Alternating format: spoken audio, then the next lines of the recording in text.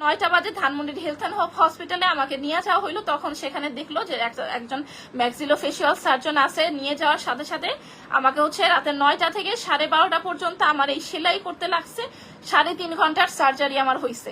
Second surgery যখন বললো, doctor বললো যে আপনার নাকের মধ্যে কোনো হাড্ডি নাই, আপনার মুখের মধ্যে হাড্ডি সব ঝুরা ঝুরা হয়ে গেছে, এগুলোর জন্য আপনার মুখে প্লেট বসাইতে হবে, 10 ঘন্টার সার্জারি করতে হবে।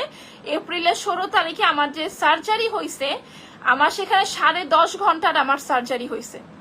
আমার এত বড় শাস্তি, আমি যতই খারাপ হই না কেন, আপনারা যারা বলতেছেন যে এই মেয়ের শাস্তি হওয়া দরকার, আপনাদের যদি মনে হয় যে এত বড় শাস্তি আমার প্রাপ্য ছিল, আমার কিছুই বলার নাই।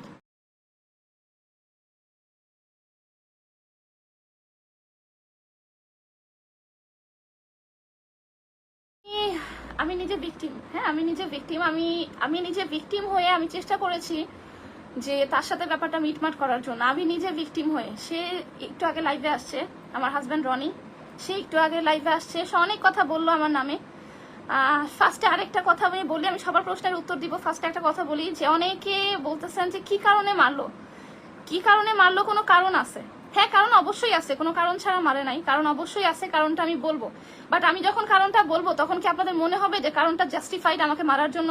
আপনাদের কি মনে হয় যে কোনো কারণে একটা মানুষের, এই যে আমার চেহারাটা দেখতে পারতেছেন, আমার চেহারাটা সবাই একটু দেখেন, এই যে আমার চেহারাটা কোথা থেকে কাটছে আপনাদের দেখায়, আমার মাথায় কিন্তু চুল নাই। আমার এতটুকু লজ্জিত হয়ে আজকে মানুষের সামনে আসতে হয়েছে, আমার মাথায় কিন্তু চুল নাই। আমার এই পাশে যখন চুল কাটা হয়েছে, আমার এই পাশে যখন কাটছে, এই যে আমি আপনাদেরকে দেখাই, এই যে দাগটা, হ্যাঁ এখানে দাগটা, এই দাগটা যখন কাটা হয়েছে এতটুকু হচ্ছে, আপনারা ছবিতে দেখছেন, এতটুকু যখন চুলটা ফেলে দিছে ডক্টর সার্জারি করার সময়, তখন আমার ডক্টররা বলছিল যে আপনার চুল থাকবে না। পরে আমি বাসায় আসার পরে যখন দেখলাম যে আমার চুল অনবরত পড়তেছে, আমার এত বেশি পরিমাণ অ্যান্টিবায়োটিক দেওয়ার কারণে চুল পড়তেছে, তখন হচ্ছে আমি আমার পুরো চুল কেটে ফেলছি। আমি আমার 2 বাচ্চার মা হয়ে আমি কিন্তু, আমার মাথায় চুল নাই, আমি ন্যাড়া হইতে হয়েছে 2 বাচ্চার মা হওয়ার পরে। আপনাদের কি মনে হয় যে সে যে কোনো কারণেই আমাকে মারছে, সেই কারণটা জাস্টিফাইড আমাকে মারার জন্য? আপনাদের যদি সেটা মনে হয়, অনেক মহিলারা কমেন্ট করতেছেন যে তাকে কেন মারলো, তাকে কেন মারছে, কোনো কারণ আছে মারার। কোনো কারণ থাকলেই সে আমার চেহারাটা ছুরি দিয়ে দেখেন সে কোথা থেকে কাটছে, এখান থেকে সে টান দিয়ে আমার এই ঠোঁট, আমার এই ঠোঁটের এখানে কিন্তু অলরেডি এখনো এই 4 মাস পরেও কিন্তু আমার ঠোঁটের এখানে সেন্স নাই, আমার এখানে কোনো সেন্স নাই। এগুলো যদি আপনারা এখন আবার কাটেন আমি কোনো ব্যথা পাবো না। আমার এখানে কোনো সেন্স নাই, আমার এখানে কোনো সেন্স নাই। আর এখানে যে কাটাগুলা দেখতে পাচ্ছেন, এই কাটা চোখের নিচে কাটছে, এখানে কাটছে এবং এখানে কাটছে, হ্যাঁ এখানেও কাটছে। আমার মুখে সে যখন মারছে, আমার মুখে আমার ডক্টররা বলছে যে আপনার নাকে কোনো হাড্ডি ছিল না, এই যে নাকে কাটা, নাকে কোনো হাড্ডি ছিল না। আমার মুখে অলরেডি 9টা প্লেট, 9টা স্টিলের প্লেট এবং হচ্ছে 42টা স্ক্রু, যেটা আমার মেডিকেল সার্টিফিকেটে আছে। ডক্টর বলছে যে মোবাইলের মধ্যে ছোট ছোট যে স্ক্রু থাকে, এরকম স্ক্রু আপনার মুখে বসায় হচ্ছে আপনার এই চোয়াল, আপনার এই নাক, এগুলো আবার ঠিক করছে। আমার নাক কিন্তু এরকম ছিল না। এখানে আমার স্টিলের প্লেট বসানো, এখানে ধরলেই বোঝা যায় স্টিলের প্লেট।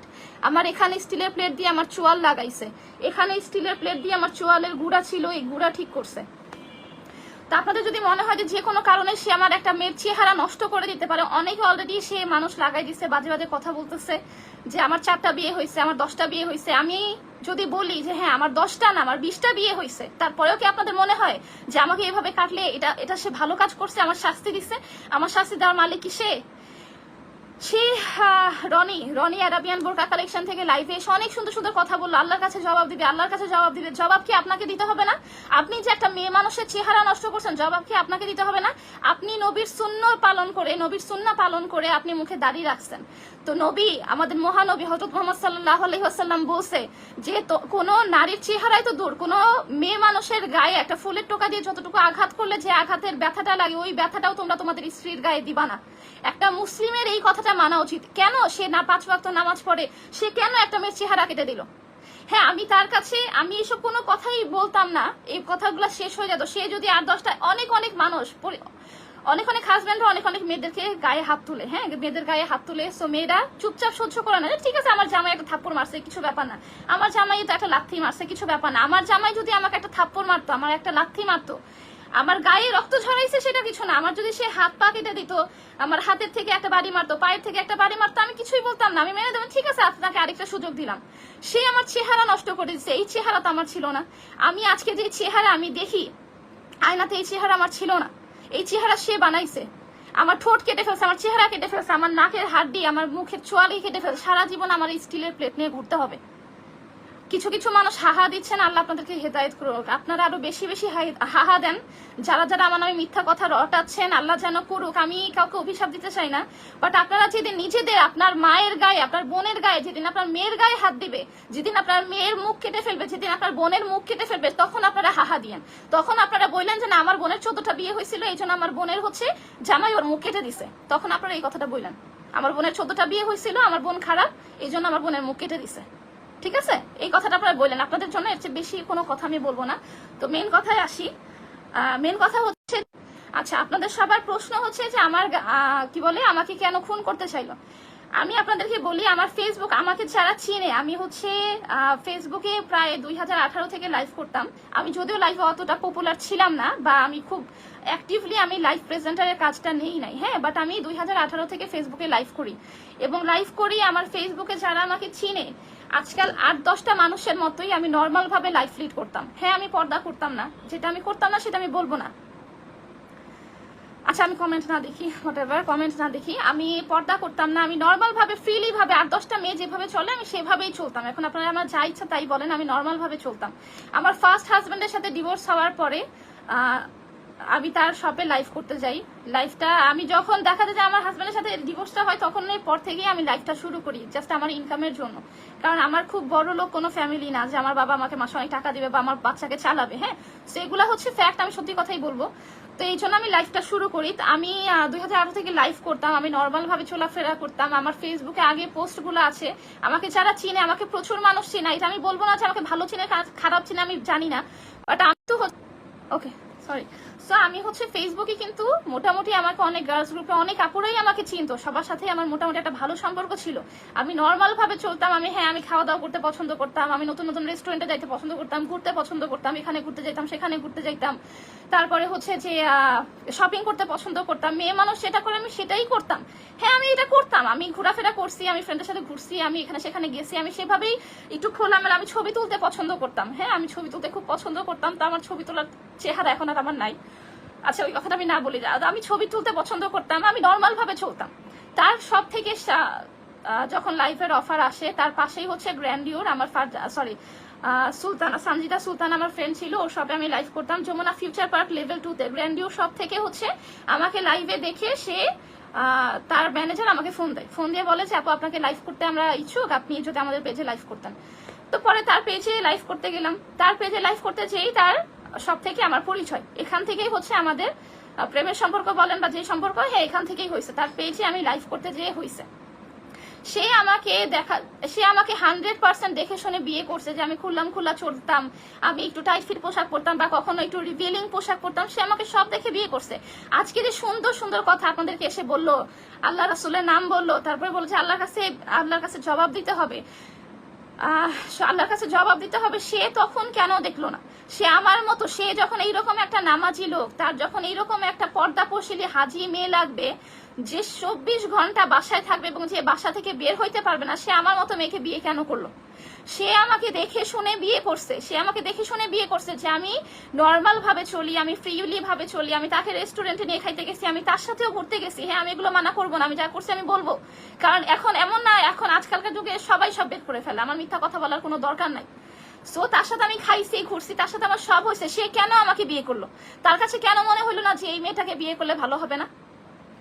সে আমাকে জেনে শুনে বিয়ে করে, আমার হাজবেন্ডের সাথে যখন ডিভোর্স হইলো, সে তার সাথে তার দোকানে লাইভ হওয়ার পর থেকে সে আমার পিছনে লেগে গেল যে তোমাকে আমি পছন্দ করি, তোমাকে আমি বিয়ে করতে চাই। সে আমাকে দুই চারটা দেখার পরেই, 2-4টা মিটিং এর পরেই সে আমাকে কথা বলছে, তোমাকে আমি বিয়ে করতে চাই।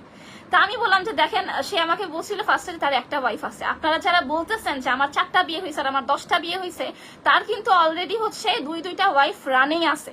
তার 2টা ওয়াইফ রানিং আছে, আর একটা ওয়াইফের সাথে তার ডিভোর্স হয়ে গেছে। আমি হইতেছি তার 4 নাম্বার বউ। আপনারা এটা হচ্ছে তার এলাকায় খোঁজ নিলে দেখতে পাবেন, 2টা ওয়াইফ তার বহাল আছে। আমার 4টা জামাই বহাল নাই, আমার 4টা জামাইয়ের সাথে আমার বিয়ে হয়ও নাই, ঠিক আছে? তার 2টা ওয়াইফ বহাল আছে। তা যারা বলতেছেন যে আমি 14টা বিয়ে করছি, সে নিজেও কোনো দুধে ধোয়া তুলসী পাতা না। সে আমাকে শপে দেখার পর থেকেই বললো, আমি মনে অনেক বেশি কথা বলছি, আমি সরি, আমি আসল কথাটা ফোকাস করি। সে আমাকে দেখা হওয়ার পর থেকেই বললো যে তোমাকে আমি বিয়ে করতে চাই, তোমাকে আমি বিয়ে করতে চাই, তুমি আমাকে বিয়ে করো, তুমি যেমনি বলবো আমি সেমনি তোমাকে রাখবো। পরে আমি বললাম যে দেখেন আমি মাসে 50,000 টাকা খরচ করি, আমি এখানে যেতে চাই সেখানে যেতে চাই, আমি অনেক ঘোরাঘুরি করতে পছন্দ করি, আপনি এগুলা করবেন। পরে বলতেছে না তুমি একটু বুঝে চলবে, এই চলবা সেই চলবা। এই ঘটনার পরেও আমার হাজবেন্ডের সাথে আমার প্রথমবার ডিভোর্স হওয়ার পরে তার সাথে আমার একবার সম্পর্ক হইলো। পরে আমার যখন বড় মেয়ে ছিল, আমি আমার বড় মেয়ের কারণে আমার ফ্যামিলি বোঝানোর পরে, যেটা সে নিজেও বলছে, আমার ফ্যামিলি বোঝানোর পরে আমি লাইফ করতাম। তো লাইফ করে তো আমার জীবন চলবে না, লাইফ প্রেজেন্টের অপশনটা তো আমি আমার পেশাদারি হিসেবে নেই নাই, ওই যে জাস্ট আমি একটা পার্ট টাইম ওয়ার্ক হিসেবে করতাম আমার নিজের একটা হাত খরচের জন্য। তো আমার ফ্যামিলি যখন বুঝাইলো, আমি আমার হাজবেন্ডের কাছে ফেরত যাই। আমার হাজবেন্ডের কাছে ফেরত যাওয়ার পরেও সে আমাকে নক করতে থাকে, তোমাকে পাই না কেন, এই না কেন, সেই না কেন। পরে আমি বললাম যে দেখেন আমি আমার বাচ্চার কারণে আমি আমার এই হাজবেন্ডের কাছে ফেরত আসছি। তো যাই হোক, তার সাথে আমার একটা যোগাযোগ ছিল, বলতে পারেন যে সে আমার উপর একটা ইনফ্লুয়েন্স করছে আমার হাজবেন্ডকে দ্বিতীয়বার ছাড়ার জন্য, ইনফ্লুয়েন্স করছে। তার সাথে আমার যোগাযোগ করাটাই হচ্ছে ভুল ছিল। তার সাথে আমার আবার যোগাযোগ ছিল, আবার বললো যে দেখো তুমি ছাড়া আমার পেজে কেউ লাইভ করবে না। আমার আগের যে পেজে লাইভ গুলা ছিল সব লাইভ ডিলিট করে দিচ্ছে। আর আমি জানি না, আপনারা হয়তো বা ওর পেজে বা কি বলে ওর দোকানে খোঁজ নিলে জানতে পারবেন, আমি ওর পেজে লাইভ করার পর থেকে ওর পেজে কিন্তু কেউ লাইভ করতো না। ও আমাকে একটা কথাই বলছে যে তুমি আমার পেজে লাইভ করছো, তুমি ছাড়া আমার এই পেজে কোনোদিন কেউ লাইভ করবে না, কোনো মেয়ে লাইভ করবে না, শুধুমাত্র এই পেজ তোমার, এই বিজনেস তোমার, এই পেজে তুমি লাইভ করবা, এই পেজের মালিক হিসেবে তুমিই থাকবা। এইসব কথা বলার পরে আবারও যখন আমি সেকেন্ডবার আমার হাজবেন্ডের কাছে ফেরত যাই, এসব কথা বলার পরে আমাকে শয়তানে ধরছিল। আমি আবারও কি করলাম যে তার শপে লাইভ শুরু করলাম।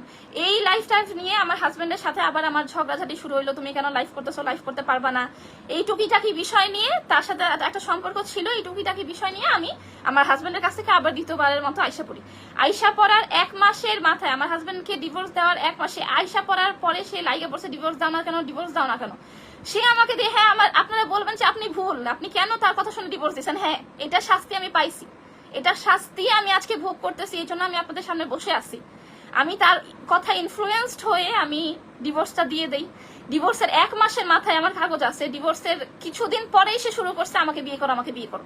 আমি বললাম যে দেখেন, একটা হাজবেন্ডের সাথে ডিভোর্স হওয়ার পর কিন্তু 3 মাস 13 দিন সময় থাকে, এর মাঝখানে কিন্তু হচ্ছে কাউকে বিয়ে করা যায় না। সে আমাকে বলে যে না, সে যখন এত নামাজি, সে কেন আমাকে 1 মাসের মাথায় বিয়ে করলো, তার ইসলাম কোথায় ছিল? 3 মাস 13 দিন না হইতে 1 মাসের মাথায় সে জোর করে বলতেছে যে না আমাকে বিয়ে করো, আমি তোমার বাচ্চারা বাঁচবো না, এই না সেই না, দুনিয়ার কথা বলে আমিও তার রঙে পড়ে যাই। দুনিয়ার কথা বলে সে আমাকে বিয়ে করে। বিয়ে করার পরে সে শুরু করে দেয় আমি বাসা থেকে বের হইতে পারবো না। তার সবচেয়ে বড় কথা, আমি তাকে বিয়ে করার আগে সে হচ্ছে তার পর্দাপরশীলী বউ লাগবে। তা আমার সাথে আমি তাকে বললাম যে দেখেন, আমি নর্মাল ভাবে চলাফেরা করি, আমি এত এক্সট্রিম লেভেলের পর্দা কিন্তু আমি করতে পারবো না। বলে তুমি যতটুকু করবা ততটুকুই আমার জন্য এনাফ, ততটুকুই আমার জন্য এনাফ। এইটা বলে সে বিয়ে করে, বিয়ের পরে আমাকে বাসা থেকে বের হইতে দেয় না, বাসা থেকে বের হইতে দেয় না। সে আমাকে সালোয়ার কামিজ পরতে দেয় না, তুমি বারান্দার মধ্যে কাপড় টানায় রাখবা, সে আমাকে বারান্দায় যাইতে দেয় না, বলে বারান্দায় গেলে মানুষ তোমাকে দেখা ফেলবে। এইটা কেমন কথা? বারান্দায় যাইতে দেয় না, সে আমাকে বাসা থেকে বের হইতে দেয় না। তার সাথে আমার সমস্যাগুলো শুরু হইলো কি নিয়ে দেখেন, সে আমাকে বাসা থেকে বের হইতে দেয় না। সে আমি যদি বাসা থেকে বের হই, সে তার যে ছোট গুন্ডা, তার সাথে 2টা ছোট গুন্ডা থাকে, ইউনুস আর আলামিন, সেই ইউনুসকে আমার পিছনে লাগাই দেয়। আমি হসপিটালে যাই, আমি টেইলার্সে যাই, আমি মার্কেটে যাই, বা আমার মেয়ে কিছু কিনবে, আমার মেয়েকে নিয়ে আমি বের হবো, তার লোক ছাড়া আমি বাসা থেকে বের হইতে পারবো না। আপনাদের যদি মনে হয় যে ব্যাপারগুলো জাস্টিফাইড, আমার কিছু বলার নাই। সে মানুষ লাগাই দেয়, আমি মানুষ ছাড়া বাসা থেকে বের হইতে পারি না, আমি বারান্দায় যাইতে পারি না। তুমি কেন বারান্দায় আসছো? মানুষ দেখে ফেলবে। আমি কোনো রেস্টুরেন্টে, চলেন রেস্টুরেন্টে যাই, কেন রেস্টুরেন্টে যাবো? রেস্টুরেন্টে তো ছেলে মানুষ থাকে, ছেলে মানুষ আমার খায়া ফেলবে। তার কথাটা এরকমই ছিল যে রেস্টুরেন্ট ভরা ছেলে মানুষের ভিড়ে বসে খাওয়া যাবে না। সে আমাকে কোনো রেস্টুরেন্টে, যেই মানুষ, আমি কি বলবো, আজকালকার মানুষ এই যে সারাদিন এত হচ্ছে পোস্ট দেয়, সারাদিন মানুষ একটা নতুন রেস্টুরেন্টে হলে এই কথা সেই কথা বললে, মানুষ খাবার দেখলেই মানুষ রেস্টুরেন্টে, সে আমার কোনো রেস্টুরেন্টে খাইতে দিতে যাবে না। আমি সব কথা বলতেছি, যারা বলতেছেন যে আমি অনেক কথা বলতেছি, আমি কেন, আপনারা তো রিজন জানতে চাইছেন যে কেন, সেই রিজনই আমি বলতেছি, একটু শোনেন। তো আমাকে সে কোনো রেস্টুরেন্টে খাইতে দিবে না, সে আমাকে কোনো মার্কেটে যাইতে দিবে না। আমি কিন্তু তাকে এর আগেই বলছি যে দেখেন আমাকে একটা হাত খরচ দিয়ে দিবেন, আমি কিন্তু একটু কেনাকাটা করতে পছন্দ করি, যেটা সব মেয়েরাই করে। আমি বলছি দেখেন আমি একটু কেনাকাটা করতে পছন্দ করি, আমাকে কিন্তু এটা নিয়ে কোনো বাধা দিতে পারবে না, আমি কিন্তু একটু শপিং করতে পছন্দ করি। সে আমাকে মার্কেটে যাইতে দিবে না। অথচ বিয়ের আগে যখন তার দোকানে আমি লাইভ করতাম, সপ্তাহে 2 থেকে 3 বার আমি যমুনায় যাই তার দোকানে বসে থাকতাম। হ্যাঁ, তখন কেন বলো না যে তুমি এখন যমুনা ফিউচার পার্কে আসতে পারবে না? যমুনা ফিউচার পার্ক ভরা ছেলে মানুষ। আমি যখন বিয়ের পরে যমুনা ফিউচার পার্কে যাইতে চাই, তখন বলে যে যমুনা ফিউচার পার্ক ভরা অনেক ছেলে মানুষ, এত ছেলে মানুষের মধ্যে মেয়ে মানুষ বের হইতে পারবে না। হ্যাঁ, যখন সে আমাকে মার্কেটে যেতে, আমি যদি একটার বেশি দুইটা জামা কিনি, জামা কিনতে পারবা না, তুমি অপচয় করতেছো। সে আমাকে কোনো টাকা পয়সা দেয় না, সে আমাকে বলেছে আগের হাজবেন্ড আমাকে দেয় নাই, সেও তো আমাকে দেয় নাই। সে আমাকে এইসব নিয়ে সে আমাকে শপিং করতে দিবে না, একটার বেশি দুইটা জামা পরতে দিবে না, আজকে টেইলার্সে গেছো, কালকে কেন টেইলার্সে যাবা। আমি ডক্টর দেখাইতে পারি না। আপনারা তো জানেন যে আজকাল মানুষ কতটুকু ডক্টরের উপরে ডিপেন্ডেন্ট। হ্যাঁ, আমি ডক্টরের কাছে আমার মেয়েকে নিয়ে যাই। আমার মেয়েটা ছোটবেলা থেকে, আমার বড় মেয়েটা একটু রোগা, এটা আমি স্বীকার করতেছি, আমার বড় মেয়েটা একটু রোগা, 2 দিন পর পর জ্বর ঠান্ডা কাশি লেগেই থাকে। আজকাল সব বাচ্চাদের এটা লেগে থাকে।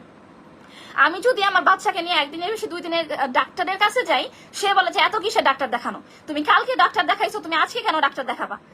এগুলা সে আমার সাথে করছে। এর মাঝখানে আমি লজ্জার কথা কি বলবো, সে আমাকে মেডিকেশন নিতে দেয় না। সে বলছে তুমি যখন আমাকে বিয়ে করছো তোমাকে বাচ্চা নিতেই হবে।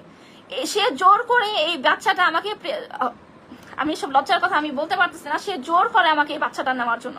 এর মাঝখানে আমি প্রেগনেন্ট হয়ে যাওয়ার কারণে আমি তার মানে কিছু বলতে পারি নাই, তার সাথে একটু বের হইতে পারতাম না। সে আমাকে কোথাও বাসা থেকে বের হইতে দিত না। তার মধ্যে আমার মা বোনের সাথে, আমার ফ্যামিলির সাথে আমার ঝগড়া লাগে। সে আমার ফ্যামিলির সাথে আমাকে দেখা করতে দিত না। আমার মার সাথে যদি আমি একটু মিলতেও চাইতাম, সে ওটা আরো খারাপ কথা, তোমার মা আমাকে বাসা থেকে বের করে দিছে, তোমার মা আমাকে 2টা কটু কথা শুনাইছে, তোমার মার সাথে তুমি কোনো সম্পর্ক রাখতে পারবা না, এসব বলে সে আমার ফ্যামিলির সাথে কোনো সম্পর্ক রাখতে দেয় না। সে আমাকে বাসা থেকে বের হইতে দেয় না। তারপরে সে আমার মেয়েকে দেখে বিয়ে করছে। সে ছবি দেখাইলো যে সে আমার মেয়ের সাথে খুব ভালো আচরণ করছে। আমি আপনাদেরকে জাস্ট একটা ঘটনা বলি, তার সাথে একদিন আমার ঝগড়া লাগছে এবং ঝগড়াটা 11টার দিকে লাগছে, অলমোস্ট 12:30 কি 1টা বাজে অলমোস্ট।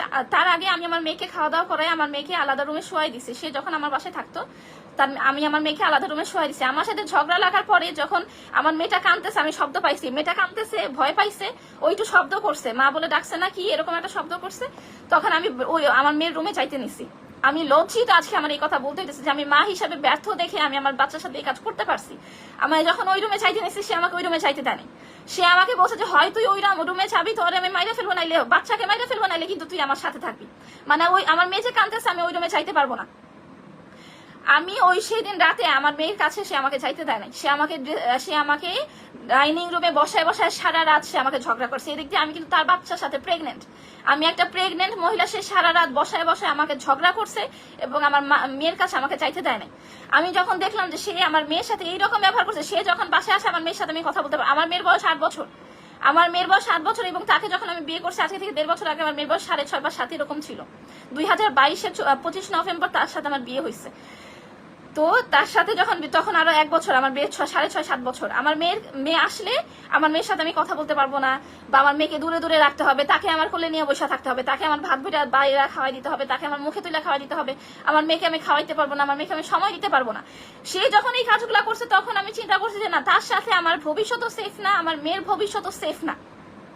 আমি তখনই অলরেডি আমার যখন প্রেগনেন্ট থাকা 6 মাস অবস্থায় আমি তখনই বলছি যে না দেখেন, আমি আপনার সাথে থাকবো না। সে আমার গায়ে হাতও তুলছে, সে আমাকে একবার থাপ্পড়ও মারছে। তারপর আমি বাসা থেকে বের হয়ে গেছিলাম, এটা তারা জানে। আমি তারপর বাসা থেকে বের হয়ে আমি একবার আমার মামার বাসায় গেছি, একবার আমি তার মায়ের বাসায় গেছিলাম। সে কি এটা না করতে পারবে? আমি তার সাথে না জানাই তার মায়ের বাসায় আমি গেছিলাম। হ্যাঁ, তার মায়ের এইসব কারণে আমি যখন তার মায়ের বাসায় গেছিলাম, সে আমার গায়ে, আমি এগুলো মাফ করে দিছি। সে আমাকে যতবারই বসে হাত পায়ে ধরে ক্ষমা চাইছে, আমি তাকে মাফ করে দিছি।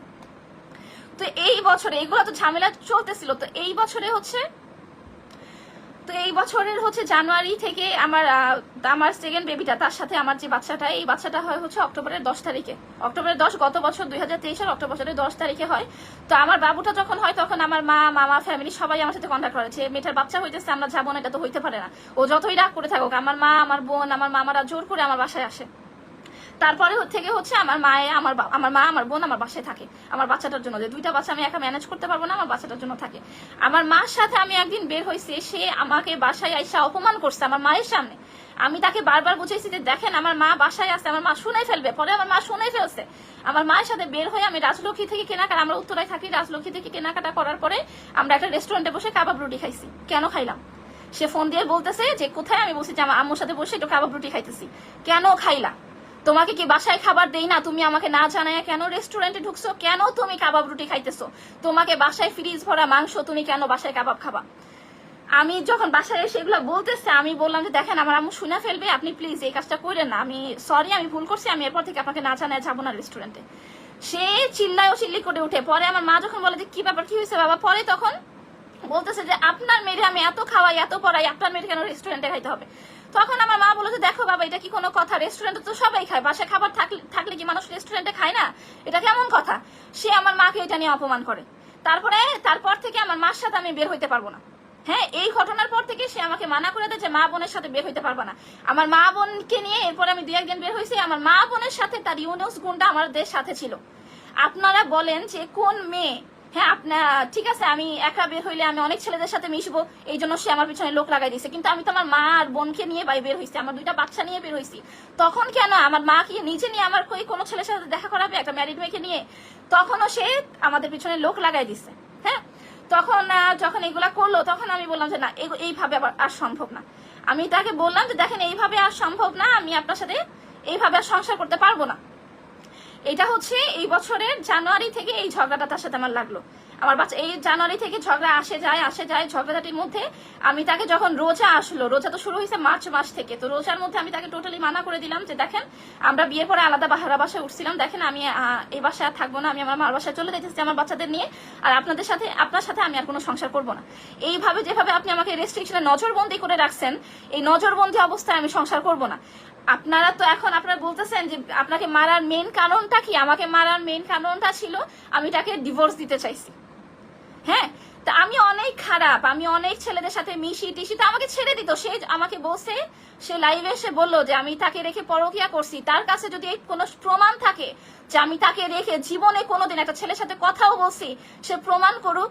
আমার ফেসবুকে থাকা, আমার 10,000 ফলোয়ার ছিল ফেসবুকে, আমার ফেসবুকে 4,500-এর মতো ফ্রেন্ড ছিল, এবং এই ফ্রেন্ডের মাঝখানে 2,000 থেকে 2,500 মেয়ে ছিল, এবং বাকিগুলো সব ছেলে ছিল। সত্যি কথা আমি আপনাদেরকে বলতেছি, সব ছেলে মানুষ ছিল, প্রচুর ছেলে মানুষ আমার ফ্রেন্ড লিস্টে ছিল। তো সে জেনে শুনে কেন এইরকম, সে আমাকে ফেসবুকে বিয়ের আগে দেখে নাই যে তোমার ফেসবুক ভরা ছেলে মানুষ, তুমি এত ছেলেদের সাথে মিশছো, বা তোমার আমি তাকে বিয়ের আগেও বলছি দেখেন আমার 2-4টা ছেলে ফ্রেন্ড আছে, এদের সাথে আমার মাঝে মাঝে হাই হ্যালো হয়, এটা কোনো পাপের কিছু না, এটা কি কোনো ভুল? আপনার কাছে যদি পাপ মনে হয়তো আপনি আমাকে বিয়ে করলেন কেন? সে আমাকে বলছে যে সে আমাকে নাকি পরকিয়া করতে ধরছে, তার কাছে যদি কোনো প্রমাণ থাকে।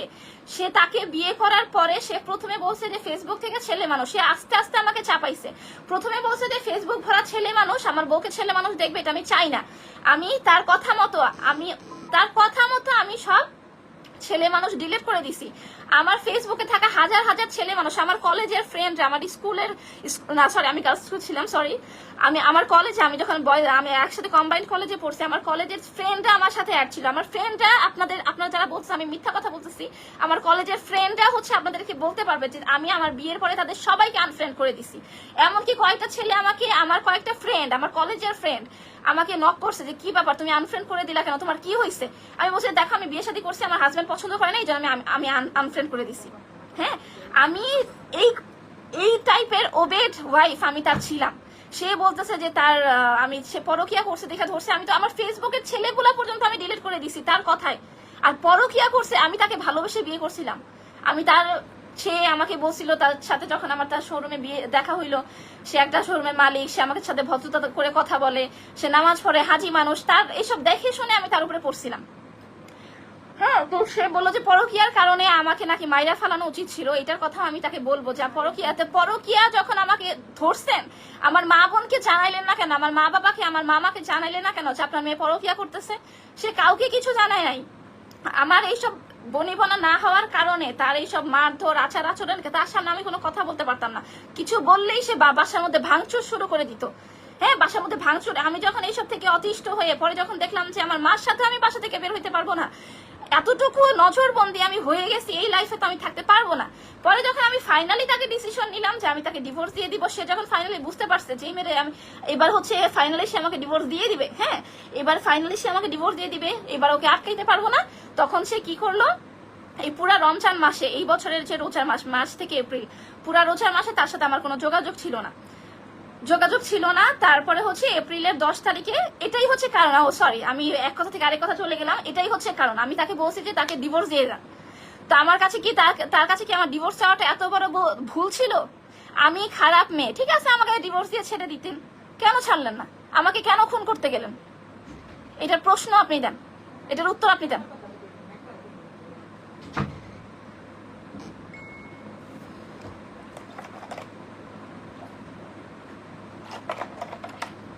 এপ্রিলের 10 তারিখে সে যখন দেখলো যে আমি তার সাথে যোগাযোগ করতেছি না, এপ্রিলের 10 তারিখে সে আমার দুপুর 1টা থেকে 1:30টার দিকে জোহরের আজান দেওয়ার পরে আমি আমার রুমে নামাজ পড়তেছিলাম।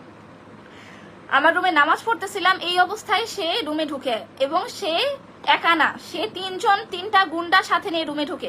আপনারা তো জানলেন যে আমাকে কেন খুন করতে চাইছে, এটার কারণ তো আমি বলে দিলাম, আমি তাকে ডিভোর্স দিতে চাইছি। তো এখন আপনারা বলেন, যারা বলতেছেন যে আমার কোনো ঘাপলা আছে, আমার ঘাপলার জন্য হচ্ছে সে আমাকে খুন করতে চাইছে, তো আমি তাকে ডিভোর্স দিতে চাইছি, আমি খারাপে আমাকে ডিভোর্স দিয়ে আমার কাছ থেকে সরে যাইতো, আমাকে খুন করার কি দরকার ছিল, আমার চেহারা নষ্ট করার কি দরকার ছিল?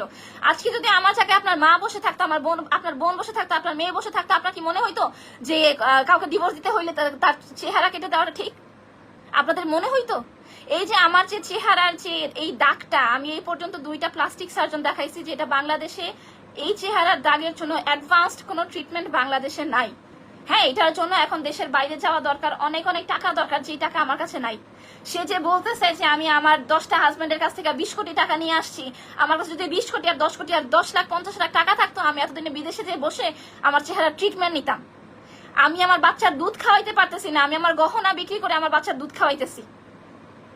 আল্লাহর দোহাই লাগে, যারা আপনারা বলতেছেন যে একটা মেয়ে মানুষকে আপনারা খারাপ কথা বলতেছেন, আপনারা একটু বোঝার চেষ্টা করেন যে একটা মেয়ে কতটুকু কষ্টে পড়লে নিজের গহনা বিক্রি করে নিজের বাচ্চাকে দুধ খাওয়ায়।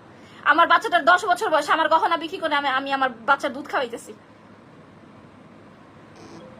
সে এপ্রিলের 10 তারিখে আমার বাসায় ঢুকে, আমি আমার রুমে নামাজ পড়তেছিলাম, আমার মা আমার বোন বাসায় ছিল, আমার বড় মেয়ে ছিল, আমার বাসায় আমার কাজের বুয়া ছিল, ভিডিওতে আপনারা দেখতে পাবেন। বাসায় কাজের বুয়া ছিল। কি হয়েছে? রাখো। বাসায় হচ্ছে কাজের বুয়া ছিল, সে আমার মা বোনকে আগে আটকায়, বাসায় সে সাথে 3টা লোক নিয়ে আসছে, ইউনুস, আলামিন এবং অজ্ঞাত একজন লোক, 3টা লোক বাসায় রেখে আমার মা বোনকে কাজের বুয়াকে আটকায় রেখে সে আমার রুমে ঢুকে সে আমার সাথে এই কাজ করে। সে তার হাতের মধ্যে কিছু একটা চেইনের মতো লোহার কিছু একটা পেঁচায় আসছিল। আমাকে যে সে কি জাহান্নামের দিন দেখাইছে এটা আপনারা বিলিভও করতে পারবেন না। আপনারা বসে বসে খারাপ কথা বলতে পারবেন, বাট আমাকে যে সে কি জাহান্নাম দেখাইছে এটা আপনারা বিলিভ করতে পারবেন না। আমার এই ছবিগুলো, সে হাতের মধ্যে একটা চেন পেঁচায় আসছিল, সে আগে আমাকে ঘুষি মারে, ঘুষি মারার পরেই মনে হয় আমার মাথাটা কেটে গেছিল, ঘুষি মারে, আমাকে থাপ্পড় মারে, তারপরে সে আমাকে গলা চেপে ধরে আমার ড্রেসিং টেবিলের সামনে ধরে, আমি নামাজের হিজাব পরা অবস্থায় ছিলাম, আমার হিজাব টেনে খুলে সে আমার চেহারা, সে একটা ছুরি নিয়ে আসছে, ছুরি নিয়ে এসে সে আমার চেহারা এখান থেকে এই পর্যন্ত কাটে। এই কাটার পরে আমি অজ্ঞান হয়ে গেছিলাম, আমার কোনো সেন্স ছিল না। আমি যখন অজ্ঞান হয়ে পড়েছিলাম, আমার জাস্ট মনে হইলো যে আমার মুখের উপরে একটা বিল্ডিং ধসে পড়ছে, একটা ভূমিকম্প হইলে বা কিছু হইলে বা অনেক কিছু, যে আমার উপরে অনেক কিছু ধসে পড়ছে। আমি জাস্ট, আমার কাছে মনে হলো যে আমার মুখের উপরে কিছু একটা ধসে পড়ছে, হ্যাঁ কিছু একটা ধসে পড়ছে। সে যখন আমার ড্রেসিং টেবিলে, আপনারা ভিডিওতে দেখতে পারবেন যে ড্রেসিং টেবিলের হেভি আয়না দেওয়া কাঠের একটা মিররের কাঠের একটা হচ্ছে ভারী একটা টুল ছিল, বসার টুল। ওই বসার টুল দিয়ে যখন সে আমার মুখে মারছে, তখন আমার এই নাক, মুখ, চোয়াল এগুলো সব ভেঙে গেছে। আমার নাকের কোনো হাড্ডি ছিল না, চোয়াল ভেঙে গেছিল। তারপরে এই যে আমার চোখে সে যখন এই পাশে কাটছে, আমি অলরেডি 3টা চোখের ডক্টর দেখাইছি, আমার যখন সে এই পাশে কাটছে আমার চোখের নার্ভ কেটে গেছে। এবং আপনারা দেখতে পারবেন যে আমার একটা চোখ ছোট হয়ে গেছে, আমার একটা চোখ বড় হয়ে গেছে। আমার এই চোখের নার্ভ কাটার কারণে আমার চোখ একটা বড় হয়ে গেছে, এই পাশের চোখ বড় হয়ে গেছে। তারপরে হচ্ছে যে এই চোখ আমার লাগে না। সে আমাকে এইভাবে মেরে, আমার মা যখন ভিতরে দেখে যে কি ব্যাপার, 3টা মানুষ আমাদেরকে আটকায় রাখছে, কি করতেছো তোমরা বাসার মধ্যে, আমার মা বলে, কাছের বুয়াকে বলে যে দেখো তুমি নিচে যায় মানুষজনকে ডাকো, কি সমস্যা, দরজা খোলো। তখন হচ্ছে তারা বাসা থেকে বের হয়ে যায়। এবং আপনারা যে দেখছেন যে আমার বারান্দা ভরা রক্ত, সে যখন বাসা থেকে বের হয়ে যায়, তখন আমি ওই কিভাবে আল্লাহ আমাকে জ্ঞান দিচ্ছে আমি বলতে পারবো না। তখন আমি আমার এই কাটা চেহারা নিয়ে বারান্দায় যাই মানুষজন ডাকতে, যে আমাকে খুন করে ফেলতেছে, আপনারা আমাকে বাঁচান। এটা আমার পুরো এলাকার মানুষ আমাকে দেখছে, আমি যায়া ডাকি যে আমার হাজবেন্ড আমাকে মেরে ফেলতেছে, আপনারা প্লিজ তাড়াতাড়ি আমাকে বাঁচান। আমি যে কিভাবে এই কথাটা বলছি আমি জানি না। পরে যখন আমি আমার মুখে হাত দিলাম, আমি হাত দিয়ে দেখি যে আমার মুখের গাল খোলা, তখন আমি বুঝলাম যে আমার মুখে কিছু একটা হয়েছে, আমি জানি না যে আমার মুখ কাটা। এই কথা হওয়ার পরে হচ্ছে তারপরে এলাকার মানুষজন আসে, সে বাসা থেকে বের হয়ে দৌড়ায় পালায় চলে যায়। এলাকার মানুষজন আইসা হসপিটালে নিয়ে যায়। এবং আমি 20 দিন হসপিটালে ছিলাম। প্রথম যেদিন এপ্রিলের 10 তারিখে সারাদিন আমি অ্যাম্বুলেন্সে ছিলাম। আপনারা যারা বলতেছেন যে আমার প্রাপ্য শাস্তি, হ্যাঁ আমার প্রাপ্য শাস্তি আপনারা বলতে পারেন। আমি আমার হাজবেন্ডকে রেখে আইসা আমি একটা বাচ্চা নিয়ে তাকে বিশ্বাস করে বিয়ে করছি, হ্যাঁ এটা শাস্তি আপনারা বলতে পারেন, আমার শাস্তি আমি যথাযথভাবে পাইছি, শতগুণ বেশি ভাবে আমি আমার শাস্তি পাইছি। সে যখন 1:30টার দিকে আমাকে মারছে, দুপুর 1:30টা থেকে রাতের 9টা পর্যন্ত এই ঢাকা শহরের অ্যাম্বুলেন্স আমি ঘুরছি। যেহেতু এপ্রিলের 10 তারিখ, এপ্রিলের 11 তারিখে রোজার ঈদ হয়েছে, আপনারা জানেন। রোজার ঈদের আগের দিন ঢাকা শহরে কোনো হসপিটালে কোনো ডক্টর ছিল না। প্রথমে আমাকে উত্তর আধুনিক মেডিকেল হসপিটালে নিয়ে যায়, কোনো ডক্টর নাই। তারা আমাকে জাস্ট এখানে যখন দেখে যে আমার এটা ফাঁক হয়ে গেছে, পড়তেছে, ব্লাড পড়তেছে, তখন আমার এখানে তারা, আপনারা যে সেকেন্ড ছবিটা দেখতে পারবেন, এখানে সাদা গজ পেঁচানো, তারা জাস্ট আমার মুখটা এরকম, গালটা এরকম ধরে জাস্ট এখানে মুখটা গজটা পেঁচায় দেয়। তারা বলে যে দেখেন এইটার উত্তর আধুনিক মেডিকেল হসপিটালে আমাদের এটার কোনো ডক্টর নাই, আপনারা ঢাকা মেডিকেলে নিয়ে যান। পরে আমাকে ঢাকা মেডিকেলে নিয়ে গেল, পুলিশ কেস। ঢাকা মেডিকেলে বলতেছে যে এটার জন্য যে ডক্টর লাগবে আমাদের কাছে কোনো ডক্টর নাই। রোজার ঈদের আগের দিন সে আমাকে কতটুকু প্ল্যান করে মারছে। রোজার ঈদের আগের দিন কোথাও কোনো ডক্টর নাই। রোজার ঈদের আগের দিন ঢাকা মেডিকেল হসপিটাল থেকে ফেরত দিয়ে আমি কিন্তু অ্যাম্বুলেন্স, আমার নাক দিয়ে রক্ত পড়তেছে, আমার গাল দিয়ে রক্ত পড়তেছে, আমার পুরা শরীর ভিজা। ঢাকা মেডিকেল হসপিটাল থেকে আমাকে ফেরত দিয়ে দিল। আমি কিন্তু অ্যাম্বুলেন্সে, আমাকে খালি অ্যাম্বুলেন্সে উঠাইতেছে আর নামাইতেছে, কোনো হসপিটালে কোনো ডক্টর নেই। ঢাকা মেডিকেল থেকে তারপরে আমি গেলাম মিরপুর 14 নম্বরে, যে ডেন্টাল একটা হসপিটাল আছে, সরকারি হসপিটালটার নাম আমার মনে পড়তেছে না, ওই হসপিটালে গেলাম। কারণ আমার হচ্ছে ম্যাক্সিলোফেশিয়াল সার্জন লাগবে, ম্যাক্সিলোফেশিয়াল সার্জন নাই। সেখানে মিরপুর 14 হসপিটালে বলতেছে যে আমাদের কাছে এই ডক্টর এখন নাই, আপনারা অন্য কোনো হসপিটালে নিয়ে যান। তারপরে মেবি আমাকে স্কয়ার হসপিটালে বা সমরিতে, এই দুইটার একটার মধ্যে আমাকে নিয়ে যেতে চাইছে। ওরা বলতেছে যে এই ম্যাক্সিলোফেশিয়াল আমাদের কাছে নাই। আমি দুপুর 1:30টা থেকে রাতে 9টা পর্যন্ত আমার ব্লিডিং হয়েছে। আমি সারাদিন হচ্ছে আমি অ্যাম্বুলেন্সের ভিতরে ছিলাম, সারাদিন আমার ব্লিডিং হয়েছে। রাতে 9টা বাজে ধানমন্ডির হেলথ অ্যান্ড হোপ হসপিটালে আমাকে নিয়ে যাওয়া হইলো। তখন সেখানে দেখলো যে একজন ম্যাক্সিলোফেশিয়াল সার্জন আছে। নিয়ে যাওয়ার সাথে সাথে আমাকে হচ্ছে রাতে 9টা থেকে 12:30টা পর্যন্ত আমার এই সেলাই করতে লাগছে। 3.5 ঘন্টার সার্জারি আমার হয়েছে। সেকেন্ড সার্জারি যখন বললো, ডক্টর বললো যে আপনার নাকের মধ্যে কোনো হাড্ডি নাই, আপনার মুখের মধ্যে হাড্ডি সব ঝুরা হয়ে গেছে, এগুলোর জন্য আপনার মুখে প্লেট বসাইতে হবে, 10 ঘন্টার সার্জারি করতে হবে। এপ্রিলের 16 তারিখে আমার যে সার্জারি হয়েছে, আমার সেখানে 10.5 ঘন্টার আমার সার্জারি হয়েছে। আমার এত বড় শাস্তি, আমি যতই খারাপ হই না কেন, আপনারা যারা বলতেছেন যে এই মেয়ের শাস্তি হওয়া দরকার, আপনাদের যদি মনে হয় যে এত বড় শাস্তি আমার প্রাপ্য ছিল, আমার কিছুই বলার